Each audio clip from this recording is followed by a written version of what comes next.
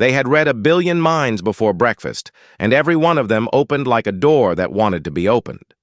So when the envoy leaned toward the human and reached out with thought alone, it did not expect resistance.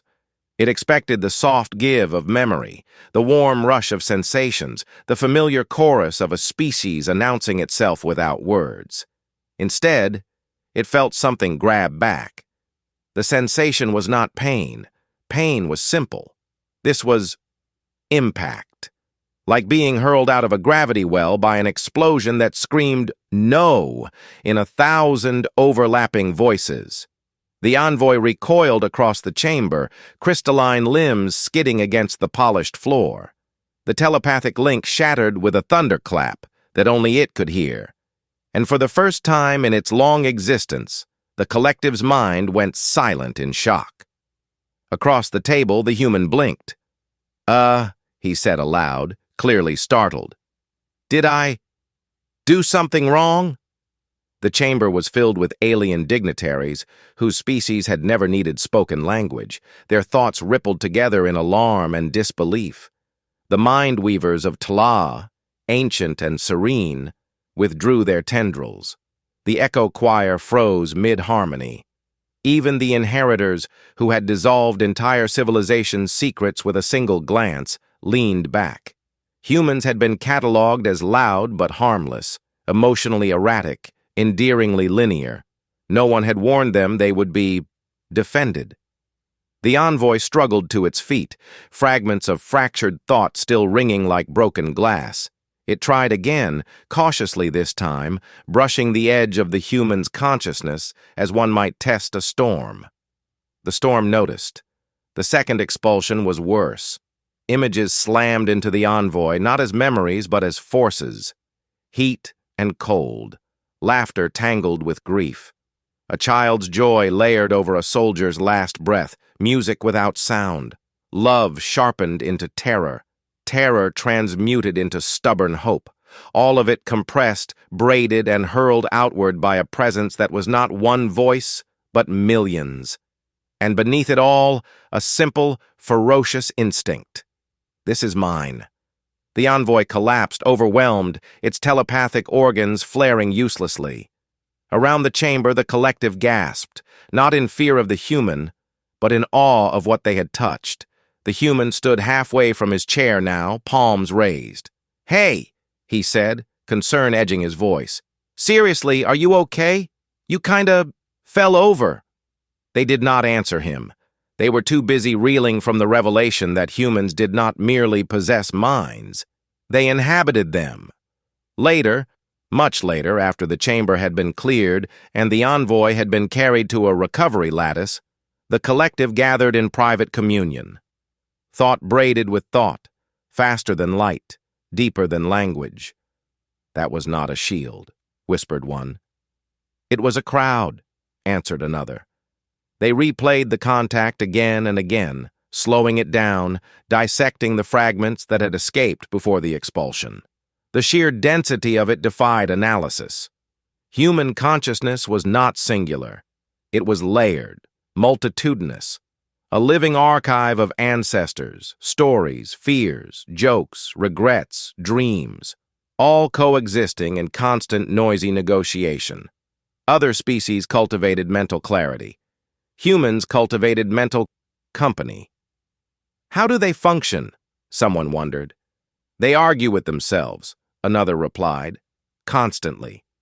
A hush followed that realization. The collective had believed telepathy was the pinnacle of connection.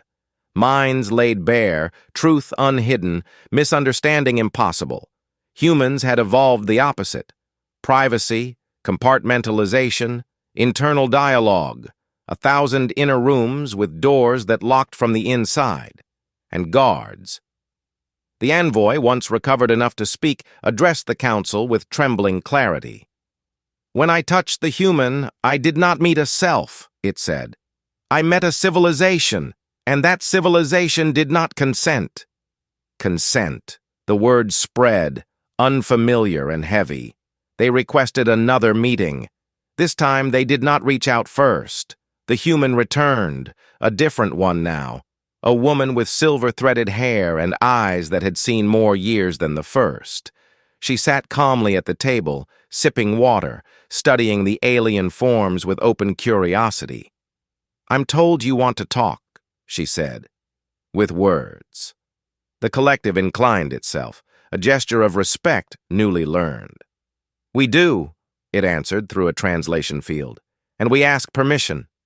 Her eyebrows lifted, just slightly. "For what?" "To listen." She considered this. The room waited, minds carefully folded inward, like hands clasped behind backs. "Okay," she said finally, "but you should know something first." The collective leaned in, not with thought, but with attention. "Our minds are messy," she said. "They're not efficient. They're not peaceful. We carry scars and stories and a lot of noise. If you're looking for clean truths, you won't find them in there."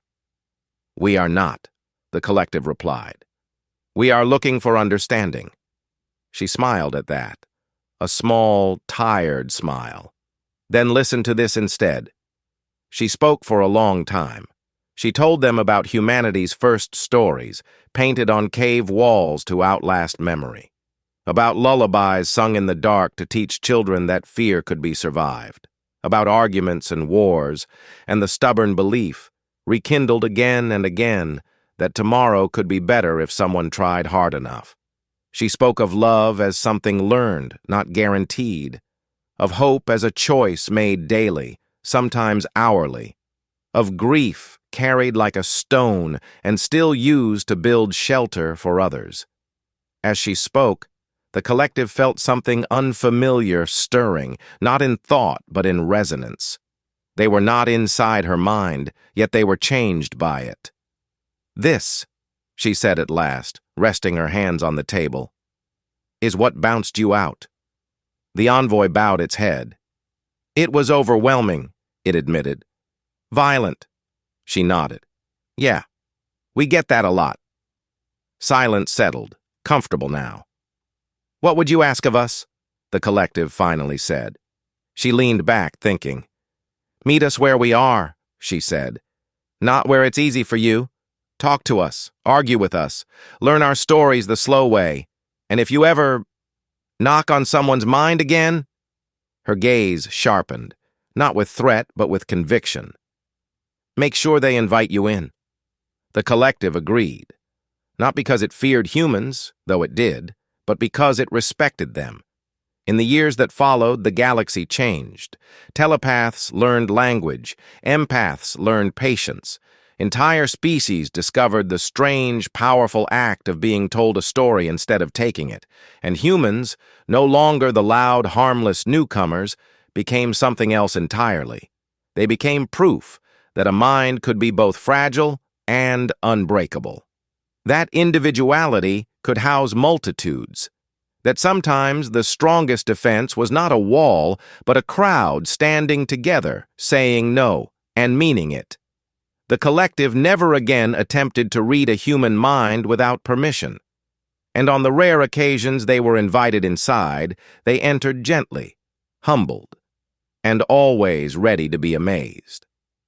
Thank you for traveling across the stars with me. If this story stirred something in you, wonder, curiosity, or that familiar human chorus, consider liking, following, or returning for more intergalactic tales where humanity surprises the universe again and again.